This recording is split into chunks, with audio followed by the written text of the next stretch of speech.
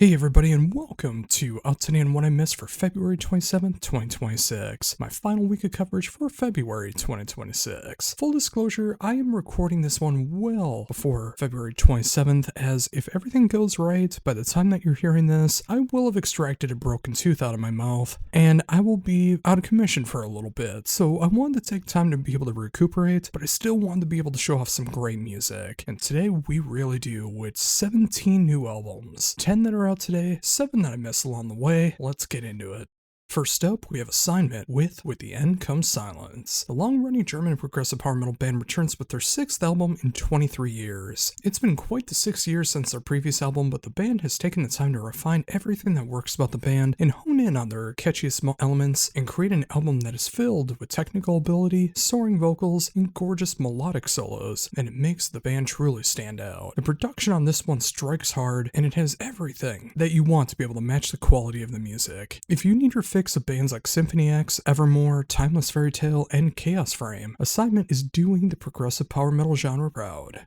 Now we have Black Swan with Paralyzed. 3 albums into the powerhouse of a group with past and present members of Michael Schenker Group, Winger, Foreigner, and Mr. Big is the late 70s through early 90s hard rock and metal personified. The key difference is that pulling off this music in 2026, you have to have a pure love for the music, and that is showcased here throughout all 11 tracks. With a fantastic production style, it lets the songs shine whether they are more heavy riff orientated or a little more subdued. Without question, this is the band's best material to date, and there is no signs of the band slowing down. I'm so thankful for bands like Black Swan that showcase the best elements of their sound, but still find a way to make it relevant and rewarding for the modern day. This is why rock and metal will never die. Next up is Cryptic Shift with Overspace and Supertime. The sophomore album from this UK outfit, featuring 3 fifths of the band Slime Lord, is the kind of 90s progressive death metal meets 2000s tech death that I didn't know I needed until now. Feeling like equal parts atheist, necrophagist, and blood incantation, Cryptic Shift is applying the past and the present into a package that is not for the faint of heart. The production is pure 90s with that unquestionable presence era atheist vibe going on that I will never get sick of hearing. And the songwriting is quite the trek as well. The shortest song is almost 9.5 minutes and the longest song is almost a half hour, so this will not be for everyone, but for those who love their musical journeys, this will be the absolute elsewhere of 2026. Now we have The Gloom in the Corner with Royal Discordance. The 4th album from this Melbourne, Australia band is quite the intriguing mix of sounds that I simply wasn't expecting. This is one of the most bombastic and diverse metalcore albums I've come across in a very long time. It gets as heavy as it does mainstream and catchy, as it does experimental and just plain bonkers, feeling like an unholy mix of Lorna Shore, Latter Day Make Them Suffer, and Sixth. The production is super clean and punchy, which is what you need to make this kind of music have a full effect. While it may sound like a hodgepodge in description, once this one unlocks for you, the music flows together naturally and feels both heavenly beauty and hellish landscapes for your listening pleasure. It won't be for everybody, but if you want to hear what can be truly done to innovate the metalcore sound, this is a band that you need to have on your radar. Now we have Hela with A Reign to Conquer. The 4th album from the Spanish melodic doom band is thought-provoking and captivating. Embracing the dark side of the music even further, the band hits the style of melodic doom that can both sucker you in with its beauty and rip your soul apart with its themes and emotional power. The production is perfect for the style, and the band never feels like it writes the same song twice in its presence. If you want to hear something that channels the likes of Trees of Eternity, Early Day the Gathering, and Sub Rosa, Hela is a must-listen, especially with their best release, that is, A Reign to Conquer. Now we have Joel Hoekstra's 13 with From the Fade. The 4th solo album from Joel Hoekstra is such a great mix of the classic sounds done in 2026. You can hear as much AOR and classic rock stylings with the approach that would come from a newer side of rock and metal fans that they would appreciate. The lineup for this album is also insane, with Vinny Appice on drums, Derek Sherinian on keys, and so much more. The production is a modern AOR sound, so everyone shines loud and clear, but of course, Hoekstra blazes through it all no matter how simple, melodic, heavy, or shreddy the guitar work comes into play. His resume is too long to list in a blurb review like this, but it'll only take a song or two for you to realize the true staying power of this album. Give it a proper spin and prepare for some of the most competent music of the genre in 2026.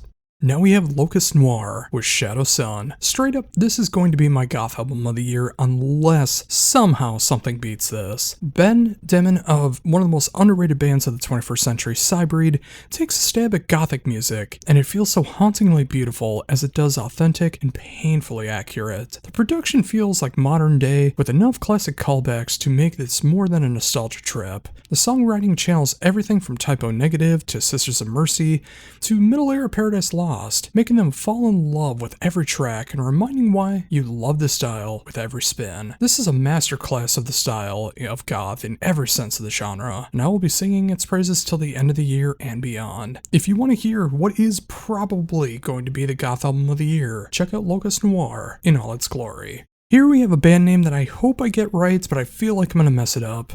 Mývalyĉir with the Past Tales. The debut album from this UK Melodeath band has learned what it takes to make the genre work so well over the years, but has upped the ante with the intensity and pure power. The band layers its heaviest moments with instrumentation that would make folk and symphonic metal fans happy, in a blend that showcases that brutal music can have sophistication and importance. It's quite striking to hear bands like Amorphous, Shade of Sorrow, Orbiculture, and even Blind Guardian levels of thematics going on, but this is a band that knows to wear their influences on their sleeve while still innovating for the future. While it might take a little bit to digest, it is more than worth the investment, as this is the kind of Melodeath that feels like slow, brooding monster. Its dynamic instrumentations and sheer power will rule over you. Next up is Necrofier with Transcend into Oblivion. The third album from this Houston Meloblack mainstay is the sheer intensity of the Meloblack style done with a sophistication and proper style that feels both like the best of the genre, but also something that you would hear in a horror movie that has a ballroom scene set in hell. Featuring past and present members of Oceans of Slumber, Terror Corpse, and the new lineup for Nevermore, the band is filled to the brim with some of the best musicians Houston, Texas has to offer. The production is easily their best, and the songwriting matches it tenfold. It's the most triumphant album to date in their catalog, with 3 songs separated into 3 sections, and each with an instrumental track in between each song. It's quite ambitious, but it also pays off in the best of ways. If you want Rotting Christ meets Necrophobic meets Dissection, with just the slightest glimmers of some more southern doom, Necrofier is the band that you need to give your proper attention to.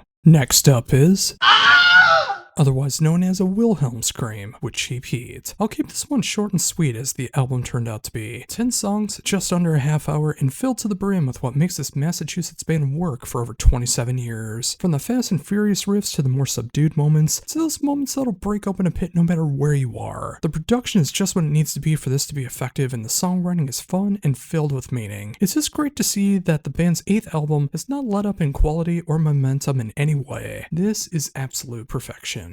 And now for everything that I missed along the way, starting with Among Wolves with Reflections of the End. The debut album from this Utah band combines everything that I love into one sound. You will hear progressive, Melodeath, Metalcore, power, thrash, and so much more rolled into one package that is not afraid to explore its sound, but also snap back into what their core sound is. No 2 tracks sound alike on this 10-track and hour-long endeavor, but it may be a lot for some, and if you don't like your music adventurous and filled with authenticity, maybe look elsewhere. Among Wolves is a band that is on the cusp of launching into the stratosphere if everything works out in the right ways. And with a sound like this, they deserve that, and then some. Now we got Cold Communion with Monuments to Ruin. Bear Gambling of Daylight Dies and Tim Roland of Silent Vigil have joined forces for one of the best melodic death doom albums of the year, combining everything that makes the genre work, from the tear-jerking riffs to the pain-driven vocals and lyrics, to the overall atmosphere that makes your heart wrench every time. It's all matched up with a stellar production that drives the sorrow-driven power home and makes you remember why bands like Woods of Ypres, Opeth, November's Doom, and Rapture will always be in people's hearts. I can't sell this one much better than that. This is the melodic death doom album of the year for me, and it's going to take a colossal album for it to knock it down. This is a masterclass of the genre in every conceivable way.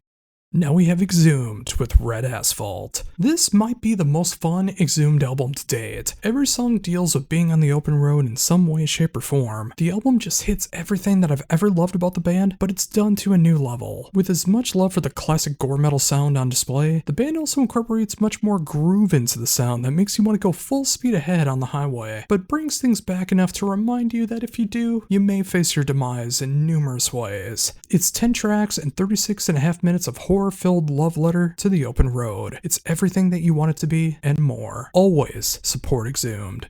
Next up is Leatherhead with Violent Horror Stories, or VHS. The sophomore album from this Greek band is a perfect love letter to the horror genre done through the gaze of classic heavy metal and speed metal. 8 tracks, 37.5 minutes of fast and furious metal, with that 80s flair that makes Flotsam and Jetsam, Hellstar, Vigil Hunter, and Star Force fans happy time and time again. While not reinventing the wheel in any way, they are making some of the most rock-solid speed metal of 2026, and making it feel as evil as it deserves to be. If you want that classic sound, and of course your love of horror, Leatherhead has nailed it perfectly.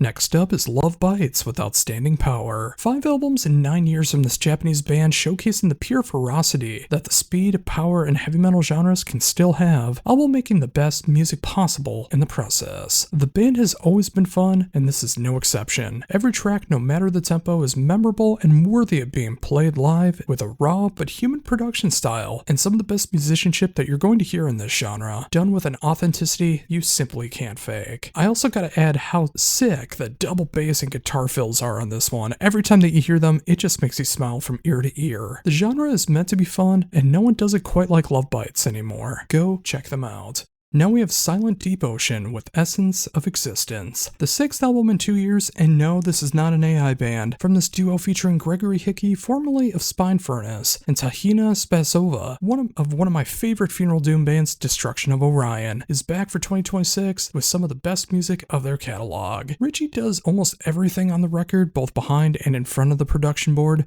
while Spazova does guitar, clean soprano vocals, and the cover art, giving an atmosphere for the dark, emotional doom metal that is cascaded by hauntingly beautiful vocals to make the music feel even more eerie but intriguing. The production will be hit or miss for a lot of people, but that is common in this style as it is quite raw and it matches the music perfectly because of that. It will also be rough and ambient for some people as this is over an hour and 24 minutes long, so it is quite the trek for some people. But if you enjoy this style, it will knock you over with its power and you won't even notice that almost an hour and a half has gone by. There is so much to love about this one, and if you leave your inhibitions at the door, you will find a treasure of a Doom album with Essence of Existence by Silent Deep Ocean. If you're any kind of Doom fan, do not skip out on this one. And finally today we have Socom with Reality Dimension. The debut album from this Italian-turned-German band is a wild combination of both classic, progressive, and melodic death metal, and it sounds like it was unearthed from 1996 recordings right after In Flames recorded Horacle. There's also flourishes of folk and thrash metal thrown in for good measure that ties everything together. It is a modern throwback in the best of ways throughout all 9 tracks and almost 51 minutes of music. If you want a contagious mix of Godiva, Ravenblood, and of course that classic In Flames sound, Socom is a band that is more than worthy of your attention. Give them the love that they deserve. And there you go, folks, another slab of albums done, with 17 done for this week, 61 albums done for February 2026, and 113 albums in 2026 so far. I hope you found something to dig between everything that I've shown off here, be it this week, this month, or so far this year. Did you find anything that you've enjoyed? Anything that you haven't enjoyed? Anything that you haven't seen me cover that you want me to cover? Please let me know down below. And of course, like, comment, share, subscribe, all of that good stuff. Make sure to come back in a couple days when I do every album I reviewed in February 2026, and of course come back next Friday as we do Out Today and What I Missed for March 6, 2026. And until then, for Heavy Debriefings, this is Josh Runquist saying embrace the skullet.